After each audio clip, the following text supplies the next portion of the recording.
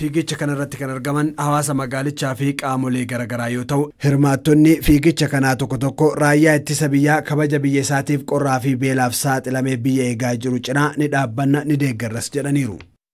Nuti bari raayyaa ittisa biyyaa jechuun boroo keenya jechuudha. Maaliif nuti osoo raayyaa ittisa biyyaan jiraanne nagaan baanee galuu hin dandeenyu.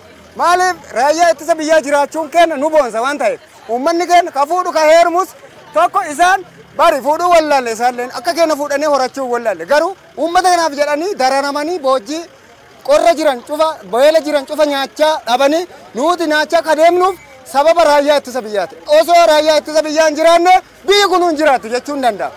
Kanaaf raayyaa ittisa biyyaati cinaa ni dhaabbadha addas ta'e borus uummatni keenya bakka jiranutti akka isaan cinaa dhaabbatan ergaa koon dabarsa. Itti gaafatamtuun waajjira ispoortii godina Gujii Lixaa Aadde Kibbee Nugusee gama isaaniitiin fiigichi taasifame kun fiigicha kabajaa fi jaalala raayyaa ittisa biyyaatiif gaggeeffame jechuun deeggarsa cinaan hawaasni godinichaa sochiiwwan ispoortii garaagaraa akka taasisuun ergaa dabarfataniiru.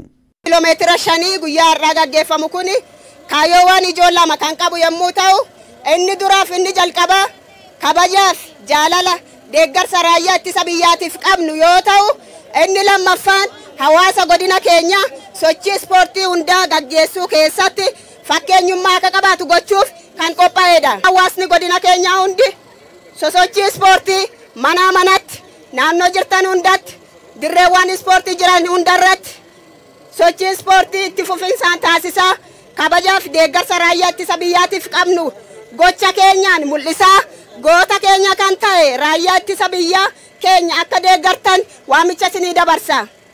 Bulchaan bulchiinsa godina Gujii Lixaa obbo Jambaroo Abbabee yeroo murteessaa amma biyyattiin keessa jirtu kanatti qaamolee nageenya gufachiisan eeggachaa dargaggoonnii fi hawaasni godinichaa mootummaa cinaa dhaabbachuun misoomaa fi ispoortii cimsuu akka qaban dubbataniiru. Yeroo ammaa kana juuntaadhaaf shaneen biyya keenyaaf Oromiyaa diiguudhaaf misooma uummata keenyaa qancabsuudhaaf fuudhaaf heeruma sobaa godhanii qabsoo sobaa hin qabsoonna jedhanii ummata keenya dogongorsuudhaan misooma keenya duuba deebisuudhaaf nagaa ummata keenya booressuudhaaf fuudhaaf heeruma sobaa godhanii jiru.